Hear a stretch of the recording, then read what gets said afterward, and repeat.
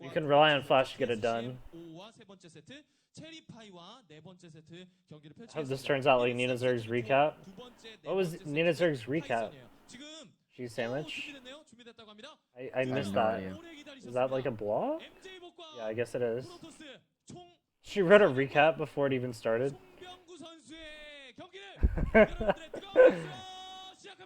Oh my gosh.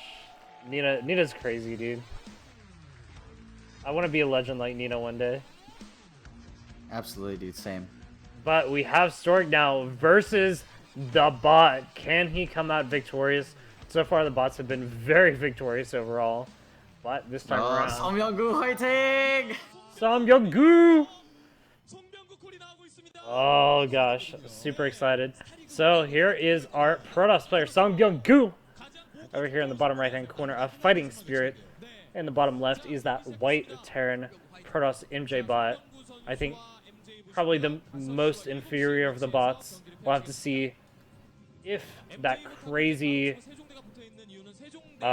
Deep 6 build is going to be able to throw Stork off, or Stork's going to be able to quickly catch on and defeat it. I think if Stork opens up Reavers, I think it'd be great. You know, again, Reavers are very, very good against M&M as well. I'd and I think that, definitely love to see that. Traditionally, I think that bots do, again, struggle against the Reavers. I think that's what's going to end up happening. We'll definitely see it. I'm also very excited to see ZZK when he plays him with the 4-pool, that if Stork can hold it off, how will ZZK transition out of the 4-pool? That is something I do want to see. Yeah, we haven't really seen anything from ZZK besides just straight up killing people, so would definitely be interesting to see some sort of a transition, moving a little bit forward out of that. So we have our scout coming out from Stork pretty early. This is actually pretty funny to me because if you watch Stork's games, his PvT games, he scouts very late. He almost always goes for what I call the Stork build, which is you don't scout until you have a Dragoon. Like, it's that late. Like, until you have a Nexus up. It's so late. Yeah. He scouts very, very late. Actually, looks like he's going to go for Zealots early on here, trying to put some pressure on the Terran player. And I think that's actually very, very smart here. Unfortunately, scouting in the wrong direction. But I don't think it will matter because once the probe sees the other base, he will be able to get that that probe up in there. But, oh man, unfortunately what's going to happen is I think that the Terran might get the wall off done just in time. Yeah, it's going to be a pretty small window of opportunity for Stork, but looks like he's going to go ahead and transition immediately into the Dragoons afterwards. I don't think we're going to have too many Zealots attacking over there. And once he sees what's up here in the top left-hand corner, he's going to know what's up, because going to know where his opponent is, going to start sending that Zealot over to harass. Yeah, a little bit unlucky here. The probe is going to notice that he has scouted in the wrong direction, and the wall off has already been started by MJ bot. So, Zealot pressure is not going to get anything done. This wall off is Zealot tight. Although, if the Marine does walk out a little bit too far, that could be bad. And the factory is now started by MJ bot as well. So, probably the same build. Once again, the Siege Expand. Stork should know this is coming. The Cyberknights are coming up for him as well. Yep. Second Zealot going out right now, so already we're seeing the double Zealot opening. Oh my gosh, these Marines actually caught outside the wall right now. They're going to have to run back in. A little moment of panic, but very nice response from MJ bot going ahead and getting up the ramp immediately. This is a full wall off. The Zealot can't actually get through here like the Marines can, but oh, actually making a huge mistake walking out here. Gonna lose one of the Marines. Does manage to kill off the probe though. Yes. Almost losing the second Marine. That would have been very, very bad for him. But now two Zealots just going to walk up this ramp, try to get some pot shots on his depot, but unfortunately the Marines behind the wall, very, very safe. They're just going to say, hey, Zealots, you guys got to back off right now. But it looks like Machine Shop is started now, and I think maybe Stork messed up the build order here a little bit, because I think that the bot should have started his command center by now.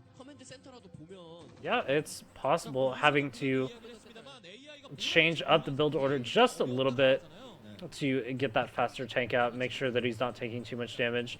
And behind this, the Dragoon has come out for Stork as well as the Dragoon range. Probably going to be going for that expansion pretty soon.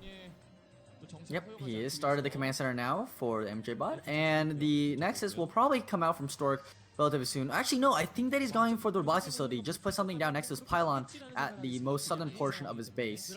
Yeah, well, you know what I always say, 2 Zealot opening is always a beautiful transition to go into Reavers. You can go ahead and load up that first Reaver with the 2 Zealots. Makes it really easy to tank shots from the siege tanks and just move into the later stage of the game with a pretty nice economic advantage when you pick off all those SCVs. Yeah, you're absolutely right, John. The 2 Zealot opener is the best for Reavers, as you just said.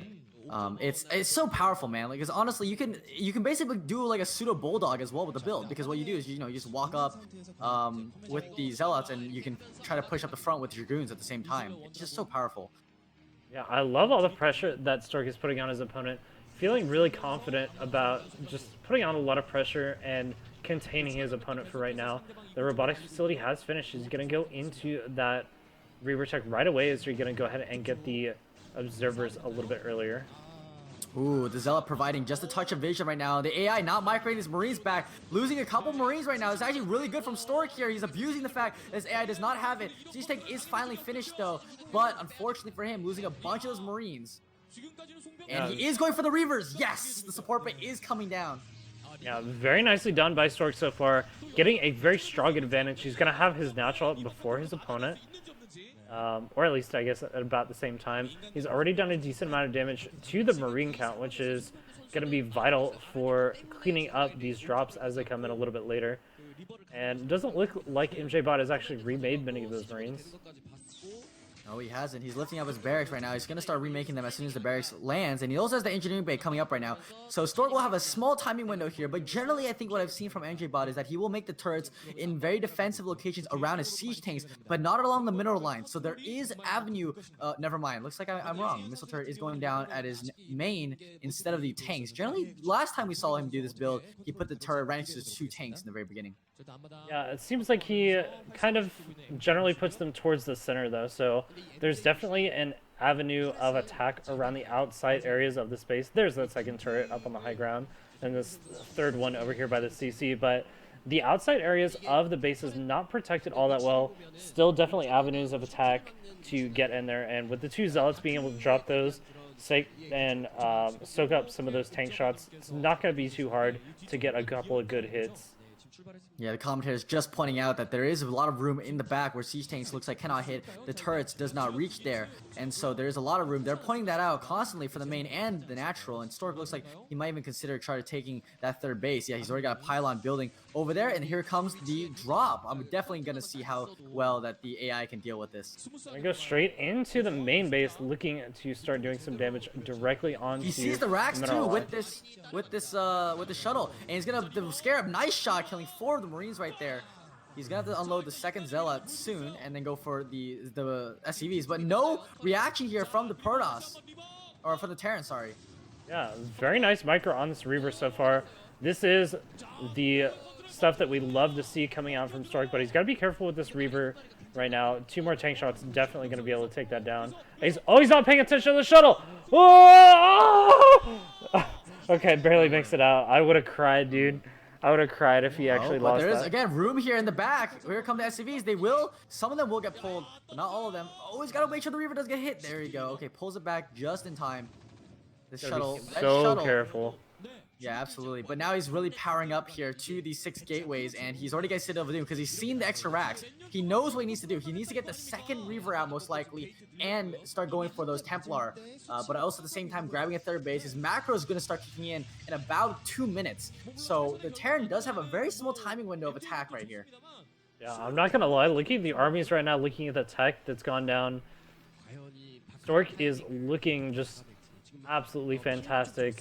Completely invincible compared to MJBot, who's had a lot of trouble defending his mineral line, keeping a lot of his units alive. So this is definitely an advantage for Stork going into the rest of the game, but he needs to make sure he doesn't get overly aggressive here. Yeah, he's again trying to abuse this right here. Nice snipe on the tank. 1 tank literally at 2 HP. Second tank goes down. Another tank might get sniped. Oh, that one's at 1 HP. And another Scarab shot going off. Well done by Stork. He's just going to be able to limit this amount. And here comes the Marines. Oh, the shuttle goes down, but the Reaver is alive, which means that this Scarab is going to hit all of the Marines. Oh, big Scarab shots.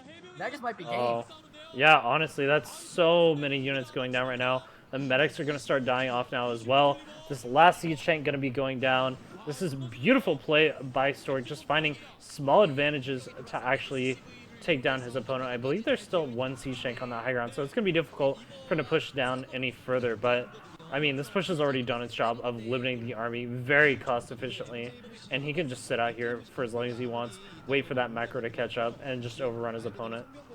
Yeah, I mean, the game is over at this point because the entire point of the Deep Six is to hit that one timing window of opportunity where where the Protoss doesn't have Storm yet, and unfortunately for him, all the Marines going down. So even if he cleans this up, literally he's gonna have no more Marines to deal with it. The Reaver has 31 kills right now, 33 kills. Oh my God, hero Reaver. Yeah, we see more units floating in right now. Here comes Zealot Speed, immediately just gonna be going crazy in here.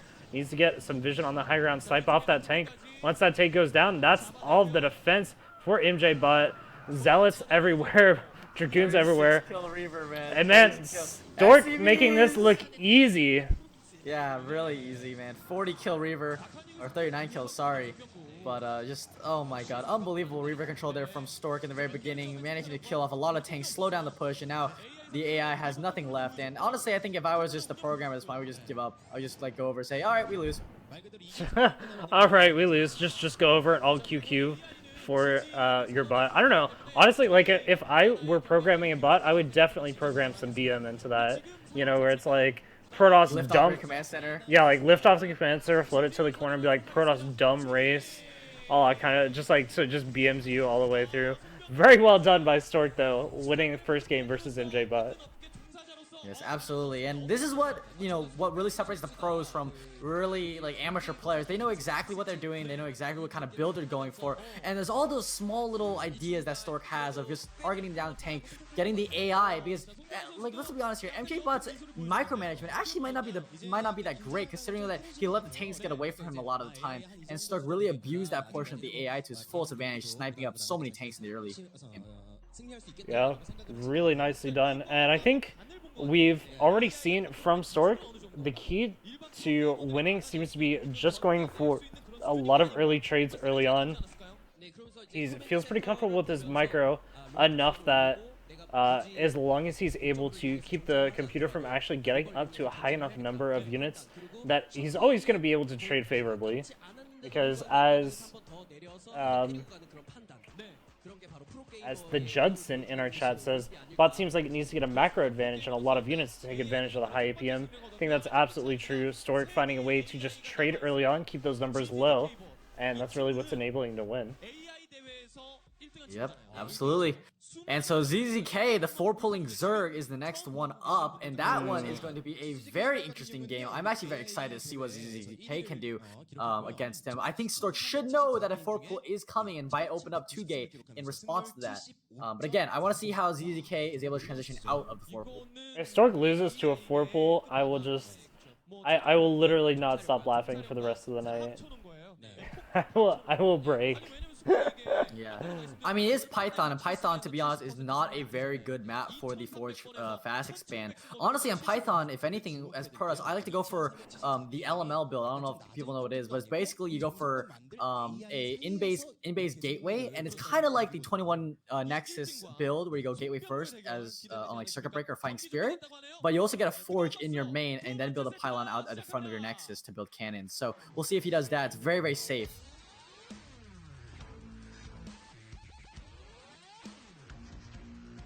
John, there? Yeah. Sorry, I zoned out for a moment. I definitely need to get some sleep after this game, but let's go ahead and get into the next game. It's going to be ZZZK bot versus Stork. And already, I think we have the indicators that it's going to be a 4-pull. What a surprise. Yeah, unless he wants to save 150 minerals to build 3 drones all at once because you're a baller like that. But Stork, again, should know that this is coming, should prepare adequately. And there comes the pool! The Judson says economic 4-pull incoming. You know it. That was the Tishmo. That was that one. So, not an economic 4-pull. There's no such thing. Stop spreading lies. You literally said you had an economic 4-pull. Oh, the probe is going out for Stork, but he is going to go for the in-base pylon. Okay, excellent. It's an economic 4-pull because you go up to 5 drones before you make wings. Oh no, so if your 4-pull doesn't work, you can transition out of it because you have an extra drone. Exactly. You have an extra 25% production. That's insane. Yes, a 25% production on top of 4 drones. 25% increased production is insane, dude. So, looks like so it's gonna done be with first gateway coming out right now. Stork hasn't really done much scouting of his opponent so far. I'm a little bit worried about him scouting his opponent late. He's not gonna scout the close by position, instead gonna be going cross map first. So pretty interesting scouting pattern. Yep. This is generally how you scout on Python, is you scout the close by ground distance instead of the close by air distance. But he is going for the looks like 10-12 gate, very safe build here. Can also put pressure on your Zerg opponent if he tries to get greedy. But here come the Lings. The first gateway should be done relatively soon, but we will have to see how Stork is going to end up defending against this. The Zealot is going to be begun now, and he should probably build a second pylon soon at the same time. Yeah, so Stork is building his first Zealot right now. Still hasn't seen these Lings coming out across the map, though. I mean, I know he knows it's coming. He sees it. Yep, there it is. Yep, so he knows it's coming now. He knows he's going to have to pull a couple probes to defend as well. This is pretty brutal opening so far, and oh my god, is that a gas? Is that a gas for ZZK? Oh no, he... Not. Oh, okay. But the first Zealot's already out. There's a couple leads targeting down the pylon right now, but the first Zealot's out. Stork is going to be able to help the Zealot out really well here to defend against this 4-pool. The leads are AI'd onto the Zealot right now, and the probes are blocking the Zealot. And this 4-pool has been easily held by Sung Byung-gu. Easy peasy. And he killed a drone with the probe. Oh my gosh, what a god. At this point, ZZK struggling to get back into this game. This one Zealot is pretty low on health. Gonna have to micro it around until he can get some more Zealots out. The two Zealots, and they're in the Zealot using the structures to only allow one Ling at a time. This game is over. Absolutely. More Lings being pushed out across the map. Songbyeon doing a really good job of also just blocking the Lings as they're moving out across the map with that probe. Really nice thing that you can do if the Lings are on a move command. Oh my gosh, the block of the ramp. ZZK doesn't know what to do with it. Yeah, this is the struggle of the bot. Honestly, if I was Stork, I just push out with 2 of the Zealots and then keep 2 Zealots back at home to defend, hold the top of the ramp. That looks like what he's going to try to do. He's just going to move out, and then AI, a nice micro once again, using that low health Zealot, moving it back. The AI actually did a pretty good job of retargeting the low health Zealot. But anyways, it doesn't really matter at this point. Stork is just going to walk out across the map. He's going to see everything. This one Zealot super low, though. He's got to protect that. But again, there's nothing left. I mean, Stork has more probes than there are Zerglings and drones combined. Yeah, I mean, at this point, if Zerglings get into the main, it's like... It's like, fine. Okay. So, yeah, I just, just pull my probes, easy, it's over. Yeah, like, he can honestly just dance his probes at this point. Like, doesn't even need to, like, actually do anything with it. All these Zealots still moving out across the map. These Lings just going out 2 by 2, getting sacrificed to the Zealots. And this is pretty much going to be the end. Although he has managed to take... trying to build a creep colony. He's got a sunken out, man. He's got a sunken, but it's not gonna matter. I mean, a sunken might keep him alive long enough to make another drone. I don't even think the sunken can reach the hatchery at the very top left corner of it. Here comes the sunken colony. The drone's getting pulled off the line. Looks like Stork is just gonna kill the drones, and that should be game. Yeah, that's game over right now. There's no mining left for Perdon or for Zerg, and that is gonna be it. Stork, well done, sir. Yeah, Stork handling this with bravado and posture. Very beautifully done. There's that GG. AI gets wrecked. Please go home, ZZK. Go back to Australia where you belong. Yeah, the AI is drunk. There's a bug in his coding, man.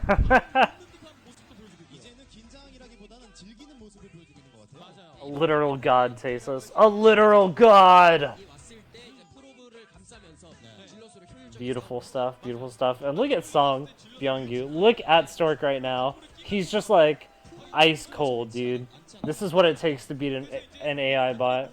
Just ice cold, pure concentration. He's honestly treating this almost like a pro match right now. Yep. I mean, you don't wanna lose to AI because it's like really embarrassing if you do. Like everyone would laugh at you forever. Of all the pro players, who do you think would lose to an AI? Yuck. Alright, besides Hyuk. Okay, how about this? Of all the players in the round of 8, in the round of 8 in the ASL, who do you think is most likely to lose to an AI? Larva. You know I'm right. You know I'm right. Absolutely. You were just something so derpy. Like, he is so good at this game now, but he still does like the derpiest things on stream, and he used to somehow lose to a 4-pool, man. Yeah, absolutely.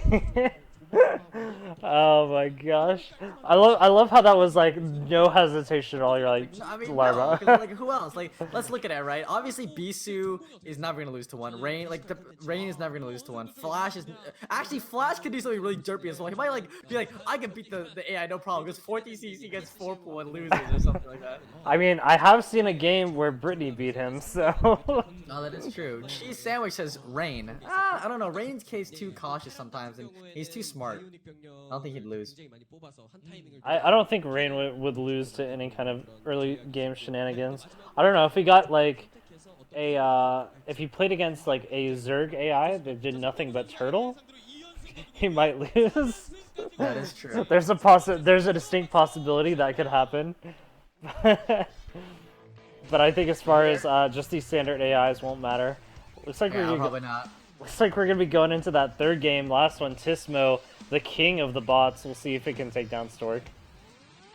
Uh-oh, Erida failed to open something. Uh-oh. Like, Tismo doesn't even care, though. And it's the 4-pool again. Oh my It is cross god. map though. It is cross map. Let's remember this. So I think, honestly, Stark might go for the Force Fast expand. It's possible. So, we actually saw kind of an interesting build coming out from Tismo last time, though. The bot went for a 4-pool, but then went really economic. Made a whole bunch of drones and one pair of lings, and kind of faked going for pressure. And it was really kind of interesting because it forced the Protoss player into building a cannon in their main, or at least building double cannons at their natural. And behind that, he was able to just go into a very economic build. So like it is gonna be Gateway first. Ooh, this is actually kind of not good for Stork. It's okay. I think it's okay. Well, it depends on what the AI does. If it's gonna be the economic 4-pool that we saw from game 1, then it's fine. But it looks like he is saving up Larva. Oh no! Oh no! Is Stork gonna? Nope, never mind. Okay. Okay, we're fine. We're fine. Stork is Okay. safe. Okay, this is the weirdest build order ever. I don't know who programmed this build order. Yeah, it's pretty bad to be honest. But what is this build order? So Stork will be completely fine. Basically, what? Stork is gonna like scout his opponent. It's gonna be a while before he scouts his opponent, but Stork is gonna be absolutely 100% fine. Gonna have a huge economic advantage. No real pressure on his natural.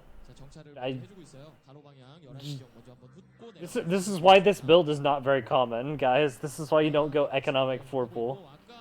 Yes, John, you don't go economic 4-pool. Hey, I said you go up to 5 drones. It's not. It's like exactly the same thing, but I can build a sunken if I want to. Oh my god. You're not gonna build a sunken, you're all in! I can build a sunken if I want to. Oh my god, I'm so done with you. Anyways, Stork is gonna see the lings. He's gonna be like, well, this guy went for that stupid economic 4-pool like he did last time. He's gonna come in the base, he's gonna see the spawning pool, and he's gonna see the Zerg player droning up. What are the chances Stork loses his probe anytime soon? Probably never. Oh, never? Really? I'm gonna not go. never. I'm gonna go with 70 seconds. 70 seconds from now. I'll say he loses at about 4 minutes. 4 minutes? So, Okay. yeah, roughly the same time as you then. Yeah. Okay. Yeah. I think we're in good shape. So first couple Zealots gonna be moving out across the map. Obviously, Stork is not afraid at all. All the Zerglings seem to be chasing his probe, so nothing to worry about across the map. He's just gonna send these Zerglings over here to start getting some damage, start poking down a lot of these lings. Yeah, interestingly enough, you can see here the Zerg actually is expanded over to that 9 o'clock position. Kind of interesting, a bit of a hidden spot there. Maybe Stork won't see it, and I think he's playing against some sort of weird. Rip, we were 1 minute off. Yeah, we suck, dude. But it's okay, because Stork's just gonna kill him with 2 Zealots. Yeah, we're fine, we're fine. So, 2 Zealots gonna be walking in here right now. The Lings doing a pretty good job of surrounding them so far, but I mean, surrounding is gonna be pretty good up until they just get into the space and start doing some real damage. That macro hatch is going to be coming down into the main right now. Great micro coming out from Stork. Microing back versus these lings and these drones, getting a lot of free kills. Yep, one of the lings does go down, but a couple of the drones now going to fall to this one zealot. Second zealot is coming in now. Good micro actually from the AI. Unfortunately, the other micro there, not as good, but a lot of drones going down. And like I said, giving pros any kind of small advantage, like going for a terrible builder, is just not what we want. This zealot micro is so good for Stork. Wow, so sick. Oh my gosh, I love... He runs back just to get that last hit on those Zerglings. Wow, and it's just a straight GG? Did they just call GG already? I'm not sure. I think they're saying that's pretty much GG at this point because we have that natural down for Stork right now. He's going to be getting way ahead, and this Zealot harassment is honestly just going to do so much damage. It's going to be a long time before Sismo can actually get back off the ground. Indeed, and all the lings die. Only 4 drones left alive. Well, a couple more actually. 4 drones attacking at least, and this one zealot will get surrounded by a couple of drones and maybe taken out, but this other drone, this other zealot is still going pretty strong. It's got like yellow HP at 31 HP still. More lings coming down from that other hatch there at the 9 o'clock, but again, it's pretty much over. The zealots together have like 20 kills each. Something. Oh nope, it's a fresh zealot this time. Yeah, fresh zealot, already up to 5 kills, easy peasy. And I think this is the end for Tisma bot, just completely annihilated by this pressure from his opponent. Doesn't have any more money to build anything. And with this last drone going down, that's the GG. Well played by Stork. Easy 3-0 versus bots. Please, nobody can touch Shang Gyeonggu. Yep. And Stork with a very clean 3-0, chuckling a little bit there. He realized that how silly that game was for him. And again, you know, 4-pool is a way of trying to upset a pro, but going for a weird economic 4-pool, yeah, never gonna work. Yeah, that's not a good build, guys. Anybody who watched this, don't do that build ever. You'll lose every game you play. Don't do it.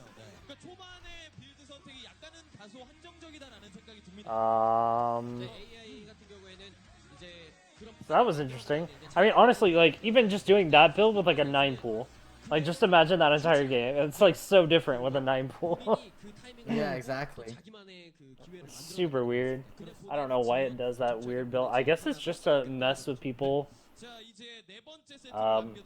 You know, obviously, if it's your first time playing against it, you're going to be a little bit confused. You're going to be trying to rack your brain, trying to figure out what's going on there. But, I mean, a trickery just built into a build order is not really much of an AI. That's kind of a dumb AI. Kind of the opposite of intelligence, like artificial dumbness. Artificial dumbness. Oh my god. I meant it, dude. Alright. Anyways. I think we're going to sign off a little bit early. Normally we'd stay till the end of the cast here, but we have to wake up and cast Flash versus Bisu in less than 3 hours. So we'll see you guys then. Have a wonderful night, and can't wait to see you then. Yep. Good night, everyone. In a couple hours.